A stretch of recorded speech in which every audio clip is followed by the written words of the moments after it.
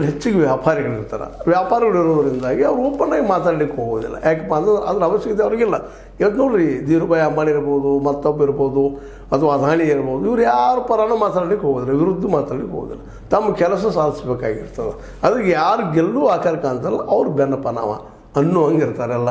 ಹೀಗಾಗಿ ಇದೇನು ನಡೆದ ಮತ್ತು ಎಲ್ಲ ಇಲ್ಲೇ ನಾ ಈಗ ನಿಮ್ಗೆ ಹಲವು ಸಲ ಹೇಳಿದ್ದೀನಿ, ಇದು ಕಾಂಪಿಟೇಷನ್ ಯಾರು ನಡೆಗಪ್ಪ ಅಂತಂದ್ರೆ ಫಿಡ್ಯುವಲ್ಸ್ ಅಂದರೆ ಜಮೀನ್ದಾರರು, ವ್ಯಾಪಾರಿಗಳು, ಇವರು ಬುದ್ಧಿವಂತರೆಲ್ಲ ವರ್ಗ.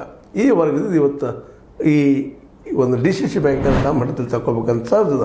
ಅದಕ್ಕಾಗಿ ಯಾರು ಗೆಲ್ತಾರೆ ಮುಖ್ಯ ಅಲ್ಲಿಲ್ಲ, ಯಾವ ಗುಂಪು ಗೆಲ್ತಿದ್ದು ಮುಖ್ಯ ಅಲ್ಲ, ತಮ್ಮ ಹಿತ ರಕ್ಷಣೆ ಮಾಡಲಿಕ್ಕೆ ಸಾಧ್ಯ ಆಗ್ತದೆ ಅನ್ನುವಂಥದ್ದು. ಹೀಗಾಗಿ ಜಾರಕಿಹೊಳಿ ಅವರು ಅಂದ್ಕೊಂಡಷ್ಟು ಸುಲಭವಾಗಿ ಈ ಮ್ಯಾಚ ಅವ್ರ ಕೈವಶ ಆಗ್ತದೆ ಈ ಸಲ ಅನ್ನುವಂಥದ್ದು ಸ್ವಲ್ಪ ಕಷ್ಟ ಅನ್ನಿಸ್ತಾ ಇದೆ. ಅದಕ್ಕಾಗಿ ಇವತ್ತು ರಮೇಶ್ ಅವರು ಹೊರಗೆ ಬಂದಿದ್ದಾರೆ, ಇವತ್ತು ಅವರು ಮಾತಾಡ್ತಾ ಇದ್ದಾರೆ. ಅಂದರೆ ಅವ್ರಿಗೂ ಮನವರಿಕೆ ಆಗ್ಯದ, ಇದು ಅಂದುಕೊಂಡ್ರೆ ಸುಲಭಿಲ್ಲಪ್ಪ ಅಂತೇಳಿ.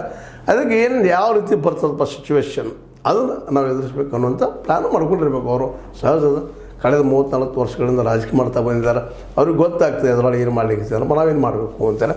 ಕಾರ್ಯಕಾರಿ ಸ್ಟ್ರಾಟಜಿ ಅಂತೀವಿ ನಾವು, ಪ್ಲ್ಯಾನ್ಸ್, ಒಂದು ಯೋಜನೆಗಳು ಚೇಂಜ್ ಆಗ್ತಾ ಇದ್ದಾವೆ. ಈಗ ಹೊಸದಾಗಿ ಈ ಕುಮಟಳ್ಳಿ ಮತ್ತು ಪಾಟೀಲ್ ಬಂದಿದ್ದಕ್ಕಾಗಿ ಇದರಲ್ಲಿ ಎಂಟ್ರಿ ಹೊಡೆದಕ್ಕಾಗಿ ರಮೇಶ್ ನೇರವಾಗಿ ಅತ್ನಿ ಸಾಹುಕಾರನ ಮೇಲೆ ಅಂದರೆ ಲಕ್ಷ್ಮಣ ಸವದಿ ವಿರುದ್ಧ ಆಕ್ರೋಶ ವ್ಯಕ್ತಪಡಿಸಿದ್ರಿಂದಾಗೆ ಇದು ಇನ್ನಷ್ಟು ಕದನ ರೋಚಕತೆಗೆ ಹೋಗ್ತಾ ಇದೆ. ಹೀಗಾಗಿ ಲಕ್ಷ್ಮಣ ಸವದಿ ಎತ್ತಂತ ಈಗಾಗಲೇ